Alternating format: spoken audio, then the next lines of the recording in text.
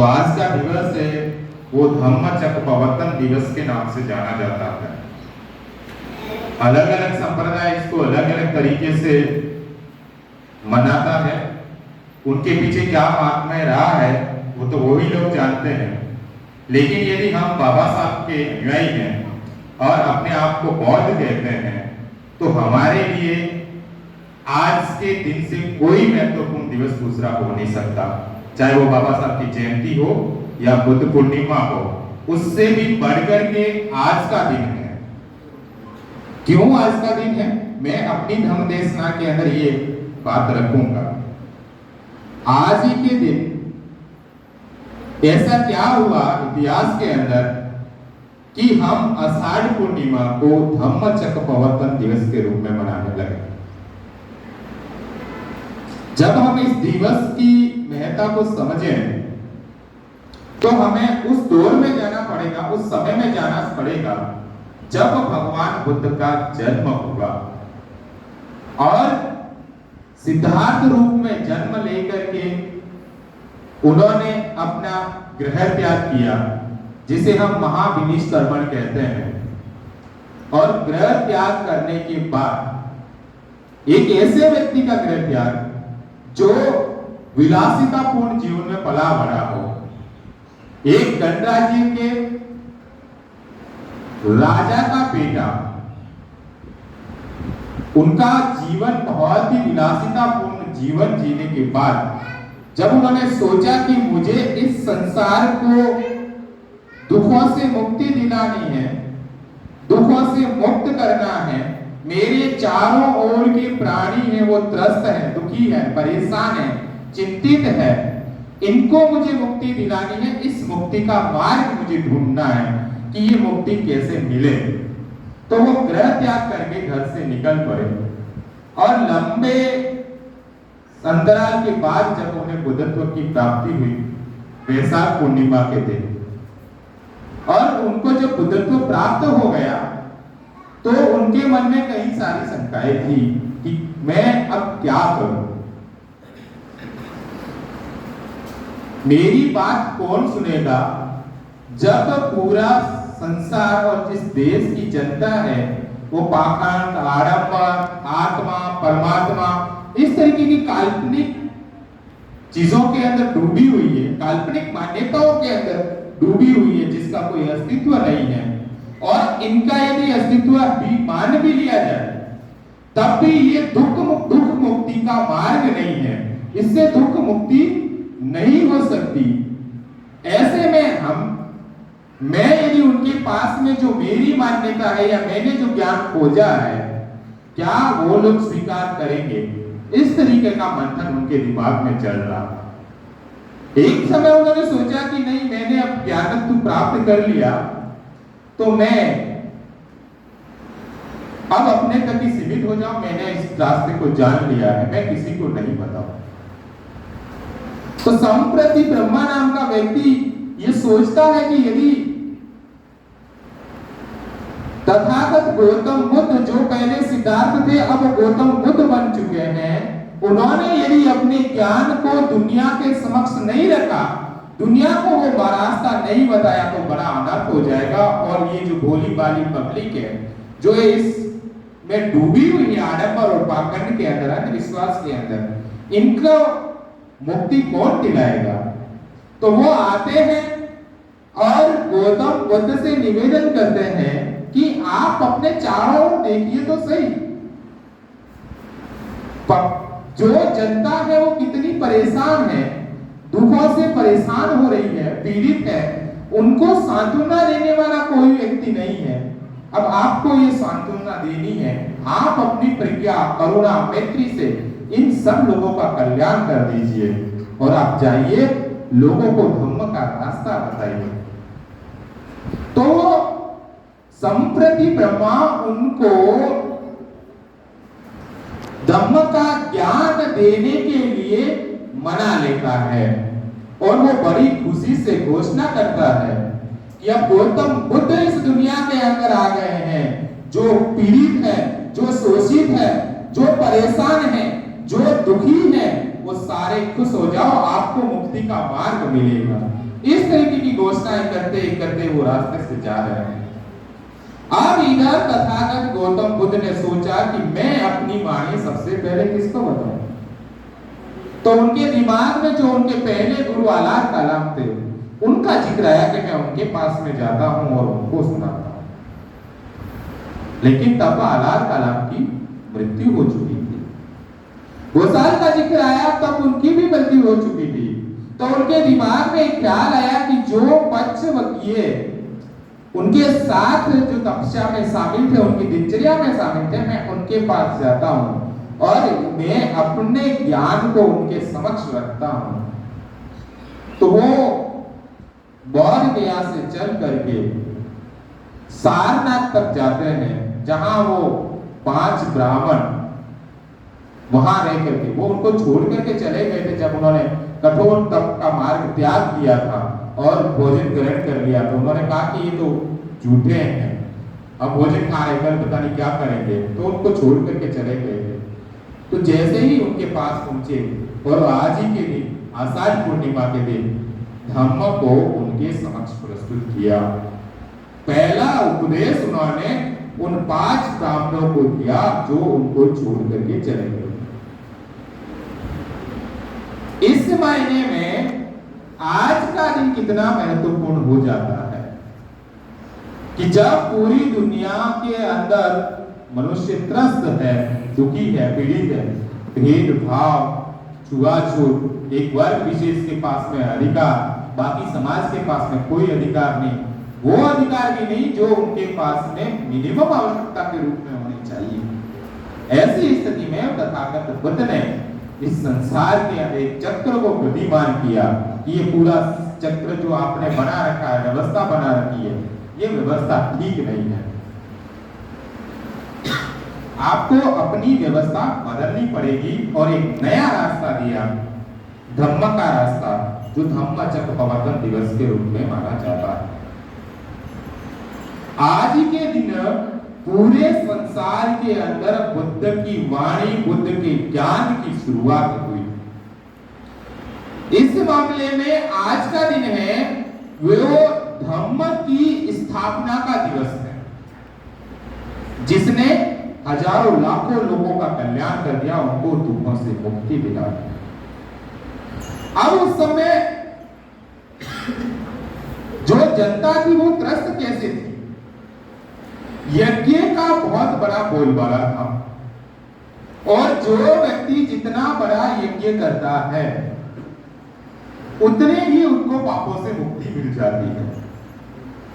और यज्ञ कोई आज के जैसा साधारण यज्ञ नहीं था। आज के जैसा कोई साधारण यज्ञ नहीं था कि सामान्य से यज्ञ कर लो, छोटा हवन करवा लो, ऐसा नहीं। आप उस समय यज्ञ के अंदर बहुत पशुओं की बलि दी जाती थी, बड़े बड़े लाखों पशु यज्ञ के अंदर काट दिए जाते थे।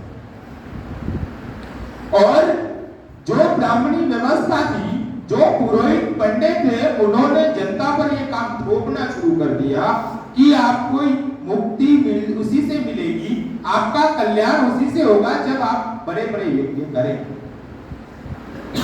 कुछ यज्ञ तो ऐसे थे जो सालों साल चलते थे, एक साल, दो साल तक चलते थे।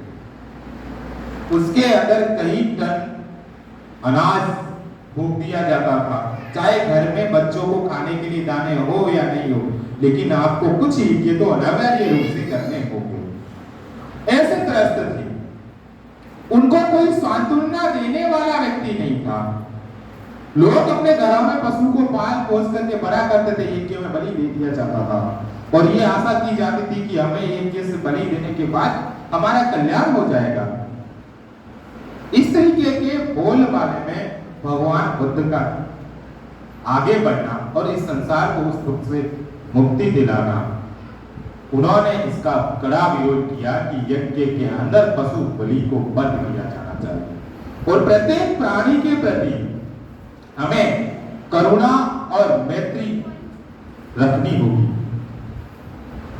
व्यक्ति को सांत्वना देनी होगी, जो त्रस्त है, दुखी है, उसके पास में जाकर बैठना होगा, उससे बातचीत करना होगा, उसकी परेशानी को समझना होगा, तब तब जाकर के व्यक्ति दुखों से मुक्त हो सकता है, अन्यथा दुखों से मुक्त होने का कोई रास्ता नहीं।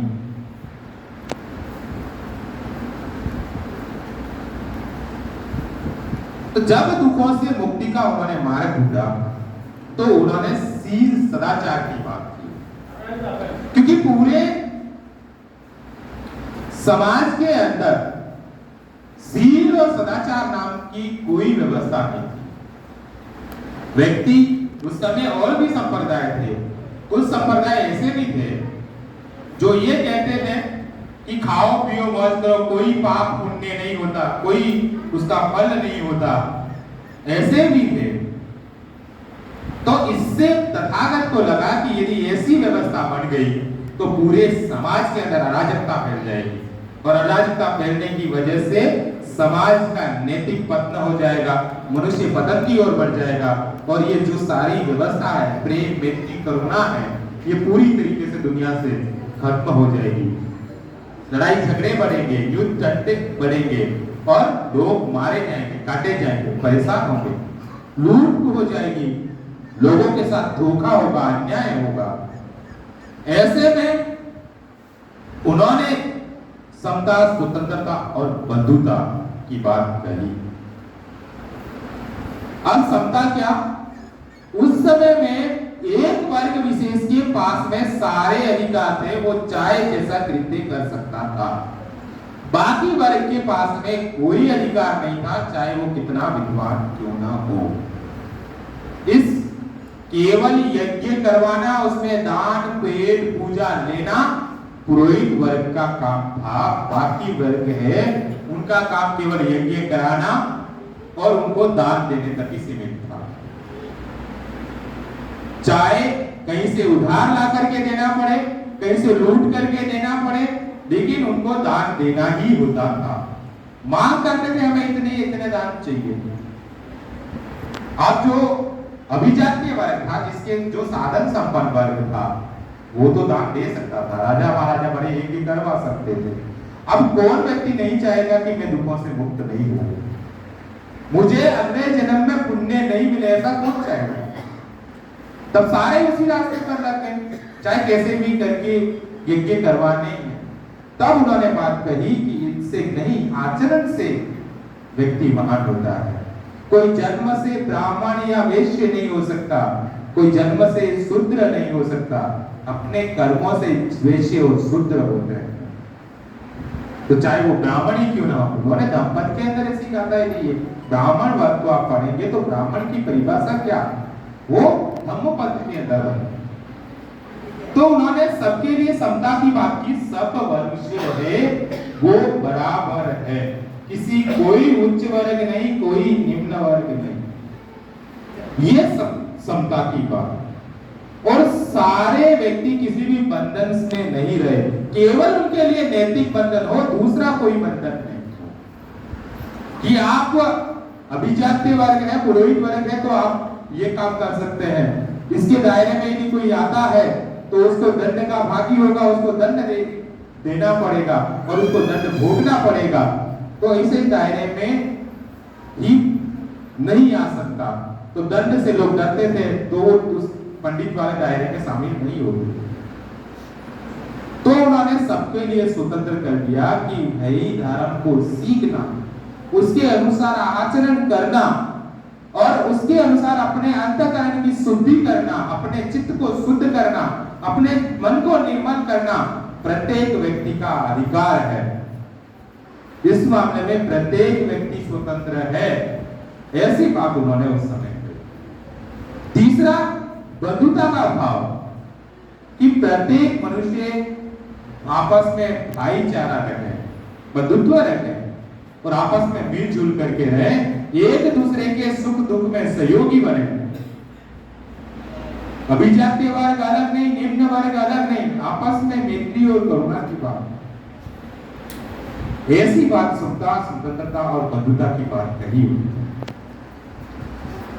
आधुनिक विश्व के अंदर सबसे पहले समता, स्वतंत्रता और बंधुता की बात है, वो फ्रांस की क्रांति से शुरू हुई।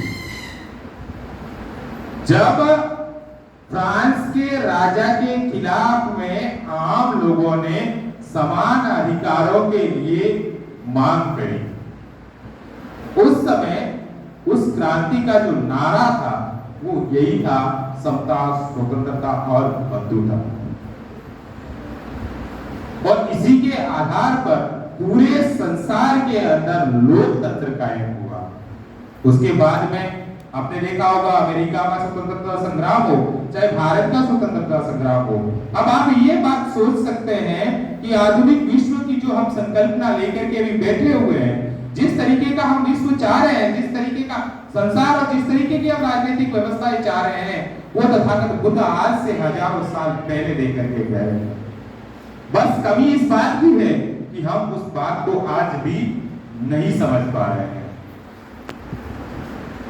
इसलिए बाबा साहब ये कहते हैं कि प्रत्येक व्यक्ति का अपना एक दर्शन होना चाहिए, जिससे वो व्यक्ति अपने आचरण को परख सके कि मैं कहां, क्यों और खड़ा हूं, इस विचारधारा को मैं क्यों मानूं। इसलिए बाबा साहब कहते हैं कि प्रत्येक व्यक्ति के जीवन में आदर्श और विचार होना जरूरी है। क्यों जरूरी है? क्योंकि मनुष्य के जीवन में, कि मनुष्य है वो केवल पेट भरने के लिए पैदा नहीं हुआ है कि पशुओं की तरह उसको खाना मिल गया और उसका जीवन चल जाएगा, ऐसा नहीं है। मनुष्य के पास में विचार है, उसके पास में दिमाग है, तो उसको सील, सदाचार, मैत्री, करुणा, बंधुता की जरूरत होती है, भाईचारे की जरूरत होती है, समता, स्वतंत्रता की जरूरत होती है और उसको न्याय की जरूरत होती है। जब उनको ये सारे तत्व उसमें शामिल होंगे, ये सारे तत्व है, वो इस दुनिया के अंदर कोई भी धर्म नहीं सिखा सकता। बुद्ध के धर्म के अलावा समता, स्वतंत्रता, बंधुता, न्याय, नैतिकता, सील, सदाचार किसी और धर्म के अंदर नहीं है। और यदि है तो उसके अंदर किसी एक वर्ग विशेष के पास में अलग अधिकार है, दूसरे वर्ग विशेष के पास में अलग अधिकार है। दोनों के अधिकारों के मायने अलग अलग है, मापदंड अलग अलग है और इसी के आधार पर उनकी सारी व्यवस्थाएं चलती है। और बाबा साहब ने इस चीज को समझा, इसलिए बाबा साहब कहते हैं कि बहुत से लोग इस भ्रांति में हैं कि मैंने समता, स्वतंत्रता, बंधुता की जो उदाहरण है वो फ्रांस की क्रांति से ली है। वो कहते हैं कि मेरे विचारों का या मेरे दर्शन का आधार है वो फ्रांस की क्रांति नहीं है। मेरे दर्शन का आधार या मेरे विचारों का मूल है वो बुद्ध का धम्म है। इसलिए वो कहते हैं कि आप लोगों को चाहे राजनीति पसंद होगी, लेकिन मुझे बुद्ध का धम्म पसंद है। मैं राजनीति के लिए इस व्यवस्था को बदलने के लिए नहीं आया हूँ, मैं बुद्ध के धम्म को पुनर्स्थापित करने के लिए काम करने आया हूँ और मैं जीवन भर इसके लिए काम करूंगा। और बाबा साहब ने 14 अक्टूबर 1956 को विजयादशमी के दिन हिंदू धर्म को छोड़ करके बौद्ध धर्म की दीक्षा ग्रहण की। वो इसलिए नहीं की कि वो अपना उद्धार चाहते थे, उन्होंने इसलिए किया कि जो इस संसार के अंदर, इस देश के अंदर आज जो पीड़ित है, शोषित है, दुखी है, उनको बुद्ध का धम्म ही इन दुखों से मुक्त कर सकता है और कोई उनके लिए रास्ता नहीं है। अब हमारा नैतिक कर्तव्य क्या बनता है? आज हमें संपूर्ण अधिकार मिल गए। बाबा साहब ने 1956 के अंदर जब धम्म की दीक्षा ली, उससे पहले उन्होंने राजनीतिक सारे अधिकार यानी कि शासन प्रशासन के अंदर जो अधिकार मिलने चाहिए वो कानूनी रूप से हम सबको प्रदान कर दिए। लेकिन बाबा साहब है वो राजनीतिक स्वतंत्रता नहीं चाहते थे। बाबा साहब चाहते थे कि सामाजिक स्वतंत्रता मिले और सामाजिक स्वतंत्रता हमें आज भी 75 साल बाद नहीं मिली। क्यों नहीं मिली? क्योंकि जो बाबा साहब को लग गया था कि 1956 तक आते आते कि समाज के अंदर स्वतंत्रता को कायम करना इतना आसान नहीं है जिस तरीके की व्यवस्था में हम बंधे हुए हैं। उस व्यवस्था के मूल में समता, स्वतंत्रता, बंधुता और न्याय की अवधारणा नहीं है। इसलिए हम सबको एक अपनी अलग से व्यवस्था खड़ी करनी होगी, ये बात कही। आज से हमें सारे अधिकार मिल गए तो हम अलग अलग भागों में बंट करके अलग अलग विचारों धाराओं के साथ में जुड़ गए। बहुत से लोग ये कहते हैं कि मैं बुद्ध को भी मानूं, मैं दूसरे देवी देवताओं को भी मानूं, मैं वहां भी जाऊं, यहां भी जाऊं, सारी व्यवस्था ही है। मैं आपको एक उदाहरण देना चाहूंगा। हमें बुद्ध के धर्म को ही क्यों अंगीकार करना है और उस रास्ते पर हमें क्यों चलना है? आप एक कल्पना कीजिए, एक व्यक्ति के पास में बहुत सारे संसाधन, अधिकार, सब कुछ है। एक व्यक्ति के पास में सारी सुविधाएं, सारे अधिकार, सब कुछ है, और आप यदि उनके पास मांगने जाएं कि भाई मुझे भी जरूरत है, मैं दुखी हूं, मैं परेशान हूं, मैं पीड़ित हूं, मुझे कुछ ज्ञान दे दो, मुझे मेरी मुक्ति भी करा दो, आप जैसे चाह रहे हैं कि ऐसी मुक्ति सबको मिले तो मेरी भी करवा दीजिए, पी जाओ, तो वो आपको दुत्कारता है, मारता है, पीटता है और कहता है भाग जाओ, तुम्हारे लिए नहीं है, तुमने तो हमारे जात को भ्रष्ट कर दिया, हमारी व्यवस्थाओं को खराब कर दिया, इस तरीके का आपको कहता है। आप यहाँ ना आओ, वहां जाओ, तुम्हें मंदिर में जाने से रोकता है, तुम्हें किसी अधिकार को लेने से रोकता है, और आप दुखी पीड़ित होकर के वहां से आकर के साइड में बैठ जाते हो, परेशान हो, आप क्या करें, कहां जाएं? और इतने दुखी मन से बैठे हुए एक व्यक्ति ऐसा है जिसके पास में कुछ भी नहीं है, देने के लिए कुछ भी नहीं है, और वह व्यक्ति आपके पास में आता है, आपके सिर पर हाथ रखता है, भाई क्यों परेशान हो, क्या हो गया, क्यों ऐसे उदास बैठे हो, क्यों दुखी हो? वो आपको केवल सांत्वना देता है और आपको जगाता है, भाई आपके अंदर वो ताकत है, आप ये कर सकते हो। अब आप ऐसे एक व्यक्ति हो गए, धीरे धीरे उनके पास दूसरा, तीसरा, चौथा, पांचवा, छठा, ऐसे बढ़ते बढ़ते एक कारवां बन गया, पीड़ित और दुखी लोग संगठित हो गए।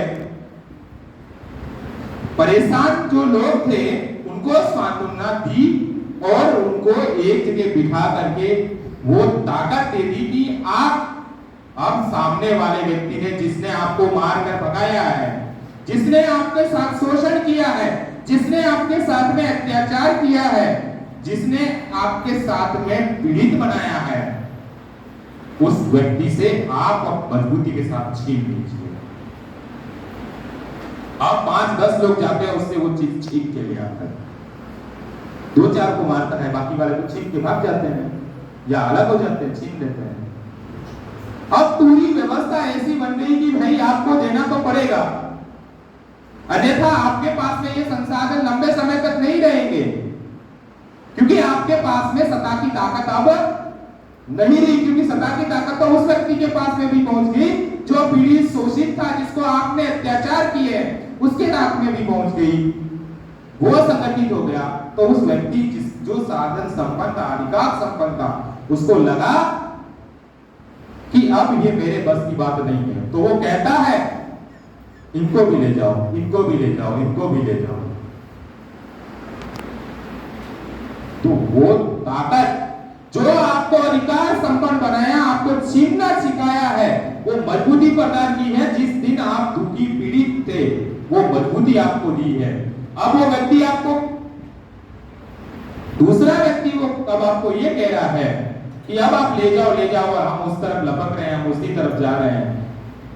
तो अब हमें किस व्यक्ति का मानना चाहिए जिसने हमें पीड़ित, शोषित, अत्याचार किया, हमें दुखी बनाया, हमें समाज से बहिष्कृत किया, हमें समाज से अलग कर दिया। अब वो चाहे हमें कुछ भी देने के लिए तैयार है, क्योंकि उसको राजनीतिक सत्ता चाहिए, इसलिए वो हमें प्रदान करने के लिए राजी हो रहा है, सहमत हो रहा है। और एक व्यक्ति जिसने हमें अब इतने अभावों की जिंदगी जीने के बाद, उसके पास कुछ नहीं होने के बाद में भी हमें इतना ताकतवर और मजबूत बनाया कि हम आज हजारों साल की जो हमारी गुलामी थी, उस गुलामी से लड़ने के लिए हम तैयार हो गए हैं, हमें अधिकार संपन्न बनाया है। तो हमें किसकी बात माननी चाहिए और किस रास्ते पर चलना चाहिए, ये आप लोगों को तय करना है। कि उस रास्ते पर जिसने हमें कोई संसाधन नहीं दिया, हमें कोई शिक्षा नहीं दी, हमें हमेशा अत्याचार और पीड़ित बनाया, हमें शोषित और दलित बनाया, हमें अछूत बनाया, अलग दिखाया, गांव से बाहर निकाला, अकृत्रिम कार्य किया, तो क्या आज हम उनके साथ में खड़ा होना चाहिए या उस व्यक्ति के साथ में खड़ा होना चाहिए जिसके पास में कुछ भी नहीं होते हुए हमें सांत्वना दी, हमें संगठित होना सिखाया, अधिकारों के प्रति जागरूक करना सिखाया और उस व्यवस्था से लड़कर हमें अधिकार संपन्न बनाया, तो हमें किस व्यक्ति के साथ में खड़ा होना चाहिए? ये आप लोगों को तय करना है, ये मैं तय करने वाला नहीं हूं। मैं केवल रास्ता बता सकता हूं कि आपको किस रास्ते पर जाना है। ये आपको तय करना पड़ेगा कि हमें किस रास्ते पर जाकर के खड़े रहना होगा। यदि हम बाबा साहब के प्रति कृतज्ञता का भाव रखते हैं, उनके प्रति यदि श्रद्धा रखते हैं, तो हमें उनके द्वारा बताए गए रास्ता पर ही चलना होगा, चाहे हमें कितने ही अधिकार संपन्न क्यों नहीं बना ले। मैं एक और उदाहरण देना चाहूंगा कि आप आईएएस बन गए और आप गांव में गए, पूरा समाज आपकी आओ भगत में लगा हुआ, चाहे वो किसी जाति वर्ग धर्म का व्यक्ति क्यों ना हो, आपके साथ अब कोई भेदभाव नहीं करता, आपके साथ में कोई ऊपर से पानी नहीं पिलाता, आपसे अटैचेबिलिटी भी नहीं करता। लेकिन क्या हमें ये भूल जाना चाहिए कि जिन लोगों ने आपके पूर्वजों के साथ में क्या किया है? मेरा आईएएस बनने या मेरा अधिकार संपन्न बनने के बाद यदि कोई मुझे मेरे साथ आकर खड़ा होता है तो उसमें कोई बड़ी बात नहीं है।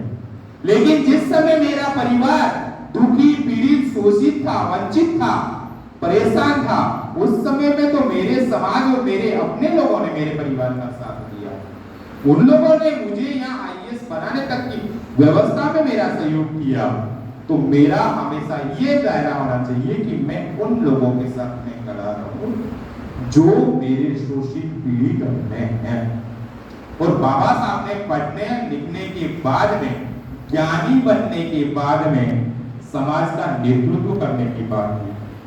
नेतृत्व करने का मतलब पता ही ये नहीं है कि आप किसी चुनाव के अंदर खड़े हो जाए और चुनाव लड़कर के लोगों का कल्याण करें, ये नेतृत्व की बात नहीं है।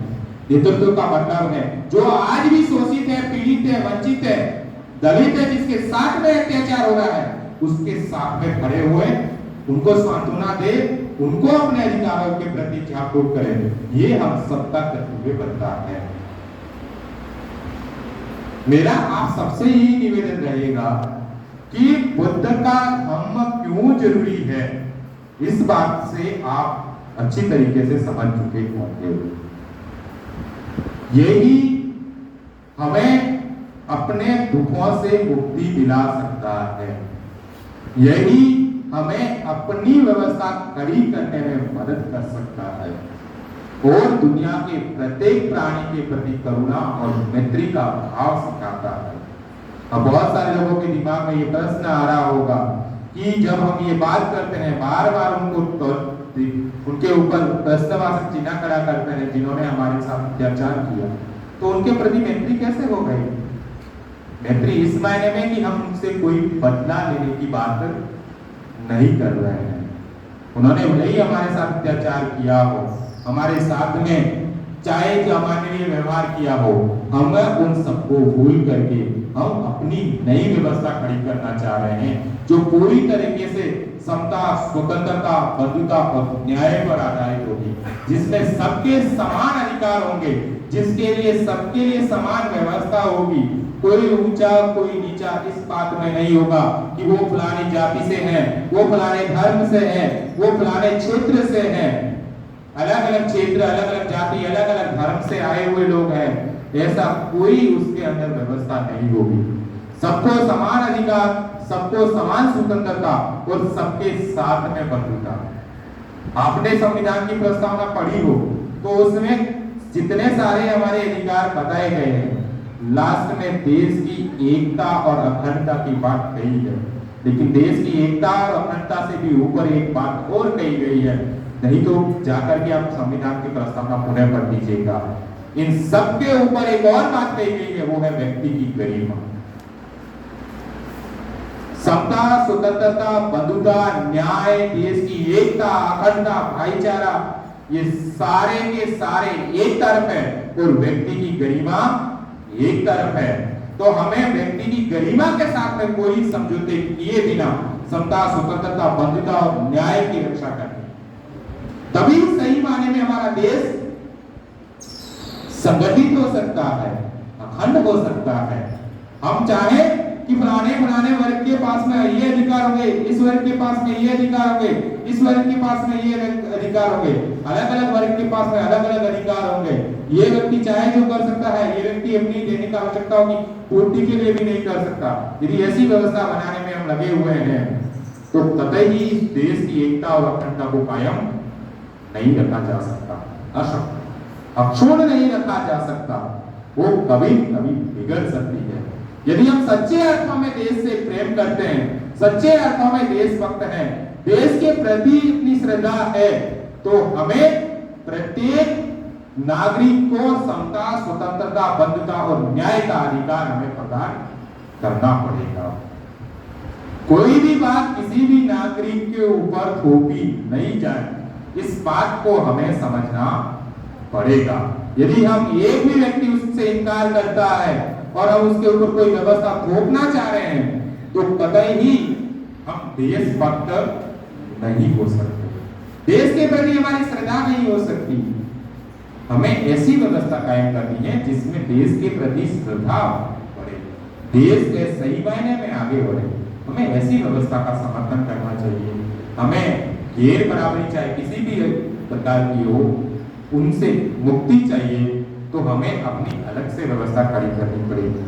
बाबा साहब के जाने के बाद, बाबा साहब के परिनिर्वाण के बाद हमने वो प्रयास नहीं किया जिससे हमारी अलग से व्यवस्था बन सके। हम आज भी ये चाह रहे हैं कि उसके अंदर कोई व्यवस्था में परिवर्तन होगा और हमें सम्मान, अधिकार वहां मिल जाएंगे। लेकिन बाबा साहब ये कह के गए हैं कि बाबा साहब ने सीधे ही आकर के ऐसे नहीं कह दिया कि मेरे साथ भेदभाव, अत्याचार हो रहा है, अन्याय हो रहा है, मैं इस वर्णवादी व्यवस्था से ग्रस्त हूं, इसलिए मैं हिंदू धर्म छोड़ करके बौद्ध धर्म ग्रहण कर रहा हूं, बौद्ध धर्म अपना रहा हूं। ऐसा सीधे ही नहीं किया। उससे पहले उन्होंने वर्णवादी व्यवस्था से लड़ाई लड़ी है, उसको बदलने का प्रयास किया है कि आप अपने आप में सुधार कर लीजिए, हमारे साथ में अन्याय अत्याचार हो रहा है, अपने आप को देखिए कि आप हमारे साथ अन्याय अत्याचार नहीं करें, इस व्यवस्था को देखिए। लेकिन उन्होंने अपने में अंदर कोई सुधार है वो नहीं किया और आज अंदर कोई सुधार होने का नाम नहीं हो रहा है। तब बाबा साहब ने त्रस्त होकर के 1956 के अंदर 1935 में ये घोषणा कर दी कि मैं हिंदू पैदा जरूर हुआ था लेकिन मरूंगा नहीं, और उन्होंने उसी समय एक नई व्यवस्था खड़ी करने का एक संकल्प लिया और 1956 के अंदर हमें बौद्ध धर्म के रूप में एक नई व्यवस्था लेकर के गए और उस व्यवस्था को हमें खड़ा करना था। ये हम सबकी जिम्मेदारी थी, विशेष रूप से उन वर्ग की जिम्मेदारी थी जिन्होंने बाबा साहब के संघर्ष की बदौलत मिले हुए राजनीतिक और सामाजिक अधिकारों से उच्च पदों पर पहुंचे हैं, अपने आप को अधिकार संपन्न बनाया है, साधन संपन्न बनाया है, संसाधनों से युक्त बनाया है, वो बाबा साहब के त्याग की बदौलत हमें मिला है। तो हमें बाबा साहब के प्रति कृतज्ञ भाव रखना था, लेकिन हम लोग तो कृतज्ञ बन गए, उस भाव के कृतज्ञता को भूल गए। हम लोग केवल आरक्षण तक ही बाबा साहब को सीमित कर दिए, जो सुविधाएं हमें मिल रही है वहां तक तो हम बाबा साहब ठीक है, लेकिन जहां हमें समाज को देना है वहां हम अपने कर्तव्य को भूल गए। मेरा आप सबसे निवेदन है कि दो काम में से कोई एक काम कर दीजिए, या तो बाबा साहब के अपने आप को बाबा साहब का अनुयायी कहना बंद करिए, बाबा साहब के नाम पर जो भी हमें अधिकार मिल रहे हैं उसको लेना बंद करिए, या फिर बाबा साहब ने जो बात कही है उस बात को स्वीकार करके उस रास्ते पर चलना शुरू करिए। दोनों में से आपको एक ही रास्ता चुनना पड़ेगा, अन्यथा आप बाबा साहब के नाम पर स्वार्थी बने हुए हैं, अपने बच्चों का पेट पालने, अपने अधिकारों के लिए बने हुए हैं। इस बात को हमें भूलना पड़ेगा, हमें छोड़ना पड़ेगा और हमें बाबा साहब के अपने आप को बाबा साहब का अनुयायी कहते हैं तो हमें बौद्ध धर्म को अपनाना पड़ेगा। मैं साफ तौर पर कह रहा हूं, अन्यथा बाबा साहब का नाम लेना बंद कीजिए, बाबा साहब को छोड़ दीजिए। आप अपने अधिकार में मस्त रहे, अपने घर पर मस्त रहे, लेकिन जब समाज की बात आती है तो बाबा साहब का झंडा लेकर के आगे हो जाते हैं, जब धर्म की बात आती है तो हम वापस पीछे हट जाते हैं। किस बात का डर है? मुझे आज दिन तक समझ में नहीं है। मुझे ये लगता है कि ये डर नहीं है, केवल हमारा मन है, वो चित्त है, वो शुद्ध नहीं है। शुद्ध चित्त से बाबा साहब को स्वीकार नहीं कर रहे हैं। यदि हम बाबा साहब को शुद्ध चित्त से स्वीकार करते तो आज हम बाबा साहब के रास्ते पर चल पड़े होते। हम जब प्रोग्राम में आते तो बौद्ध बन जाते हैं, घर जाकर के वापस पुरानी व्यवस्था में चले जाते हैं। ये ठीक नहीं है। ये समाज के साथ में, बाबा साहब के साथ में गद्दारी जैसा कार्य है। इस गद्दारी को छोड़िएगा। बाबा साहब के सच्चे अनुयायी बनते हैं तो हमें बौद्ध धर्म को स्वीकार करके उस रास्ते पर चलना होगा। उस रास्ते पर चल करके हमें अपना, अपने परिवार का, अपने समाज का और इस देश का कल्याण करना होगा। मैं इसी आशा के साथ में अपनी बात को विराम देता हूँ। 5 मिनट हम किसी का कोई सवाल हो तो बात कर सकते हैं, उसके बाद में आगे का प्रोग्राम देखें।